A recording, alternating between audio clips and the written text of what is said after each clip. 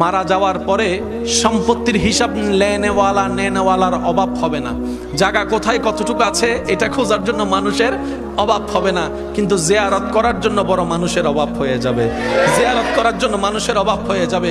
স্মরণ রাখবেই না, ব্যস্ততা এত বেশি, দুনিয়ার ব্যস্ততা এত কঠিন ব্যস্ততা যে মনে রাখার ইচ্ছা থাকলেও সময় সুযোগ হয় না।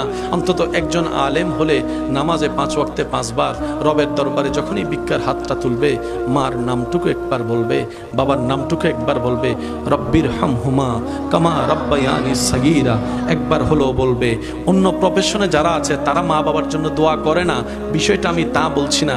আমি বলতে চাচ্ছি একজন আলেম যদি হয়, একজন হাফেজে কোরআন যদি হয় এবং আল্লাহ ওয়ালা যদি হয়, তখন তার অন্তরে মা বাবার জন্য শ্রদ্ধা আরো বেশি হয়ে যাবে, আদব আরো বেশি হয়ে যাবে, শরণাসও বেশি হয়ে যাবে, রবের দরবারে দোয়া কবুলের পার্সেন্টেজও বেশি হয়ে যাবে। সুবহানাল্লাহ।